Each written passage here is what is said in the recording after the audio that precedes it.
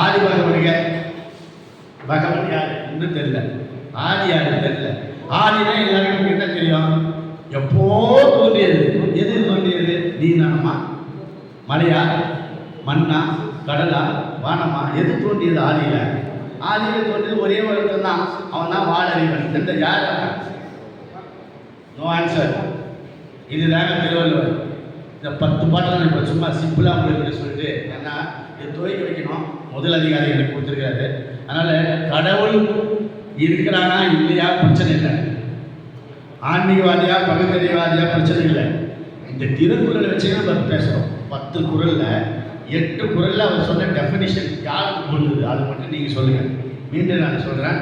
ஆதி பகவன், வாழறிவன், மலமிசை எய்கினான், இருவினை சேரான், ஐந்தவித்தான், தனக்கு ஊமை இல்லாதான், அறவாடி அல்லன். இந்த 8 குணம் யாருக்கு இருக்கு? யாருக்கோ ஒருத்தருக்கு இருக்கு, உனக்கு இல்லை, எனக்கு இல்லை, யாருக்கோ இருக்கு. அவன் யாரு? அவனுடைய திருவடிகளை வணங்கினால் என்ன கிடைக்கும்? பிறவி பெருங்களை நீக்கலாம். இல்லைன்னு வச்சுக்கலாம், அவுட்டு, கலைகளே போக முடியாது. அப்ப அந்த பிறவி பெருங்கடலை நீந்த விடுவதால் இல்ல, இதுல வரல. இல்ல அதுதான், அது நம்ம இல்ல அது இல்ல. இந்த தலைப்பு மட்டும் அந்த தலைப்பு வரும்போது நீங்களே பேசலாம். கடவுள் வார்த்தையில ஒருத்தர் இருக்கிறான்னு சொல்லிட்டாரு.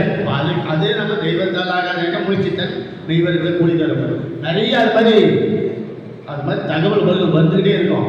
அதுதாங்க திருவள்ளுவர் எத்தனை வருஷத்துக்கு பேச பாருங்க. நீங்க சொல்றீங்க தெய்வத்தால் ஆகாது, நாங்கள் அது ஒரு அர்த்தம் சொல்லுவோம், இன்டர்பிரேஷன். அந்த மாதிரி ஆய்வு பண்ற ஒரு சப்ஜெக்ட் தான் திருக்குறள். இப்போ நாம பார்க்குற தலைப்பு அதிகாரம் கடவுள் வாழ்த்து. கடவுள் வாழ்த்துல 8 திருக்குறள்ல இந்த டெஃபினேஷன் கொடுக்கிறாரு. இது யாருக்கு போட்டுன்னு தான் நான் கேட்குறேன். சொல்லுங்க. முடியாது. யாரோ ஒருத்தன், அவன் யாரு? அதை நீ முடிவு பண்ணிக்கிட்டாரு. அப்பேற்பட்ட 8 குணங்கள் உள்ளவனை நீ மதிச்சு தலை வணங்கினா உன் தலை யூஸ்ஃபுல் தலை. இல்லைன்னா இது வெறும் புழுக்கள் நிறைந்த தலை.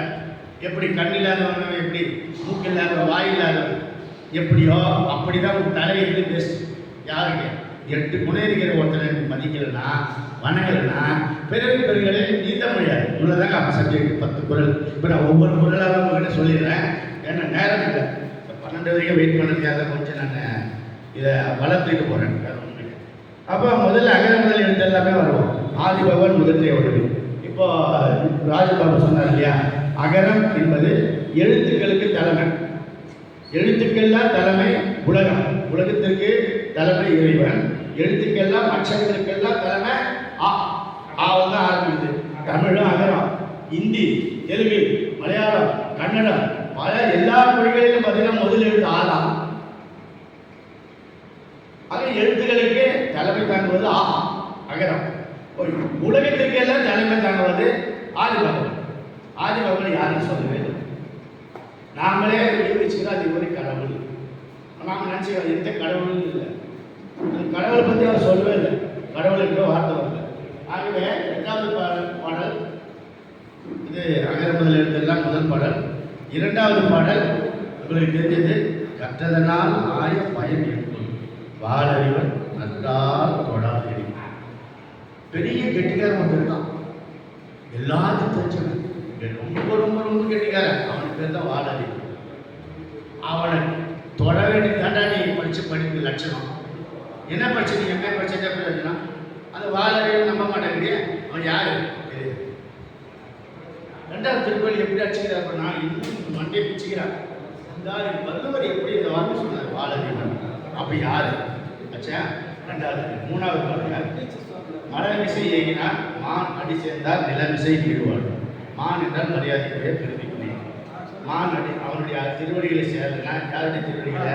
உன் மனத்துக்குள் இருக்கின்ற இருந்து ஆட்சி செய்கிற அந்த பெரியவனைய நீ வணங்காவிட்டால் ஒன்று வாழ்க்கை இல்லை, வணங்கினால் ஈடு வாழ்வாய். எவ்வளவு எளிமையாக அழகாக சொல்லுங்க. இப்போ பாருங்க 4வது, வேண்டுதல் வேண்டாமையெல்லாம் அடி சேர்ந்தார்கள் ஆண்டும் இடுமையில். அப்படி நல்லது கெட்டது தேவை எதை பற்றியும் அந்த நோக்கியான் மாஸ்டர் அந்த பெரியவர் யாருன்னு தெரியாது. அவன் திருவடிகளை வணங்கினா உனக்கு இடும்பை. இடும்பைன்னா கஷ்டம், கவலை, பிரச்சனை, துன்பம், துயரம். ஆக இடும்பை இல்லை. யாரு? உன்னுடைய இதயத்தில வாசம் செய்கிறவன். 5வது பாடல். இருள் சேர் இருவினையும் சேரா இறைவன் பொருள் சேர் புகழ் புரிந்தார் மாற்று. இங்கதான் இறைவன் சொல்றார். திருக்குறளின் 5 இறைவன் சொல்ற. இருள் சேர் இருவினை வினைகளுக்கும் அப்பாற்பட்டவன் ஒருவன். அப்படிப்பட்டவனுடைய திருவடிகளை நீ சேர்ந்தால்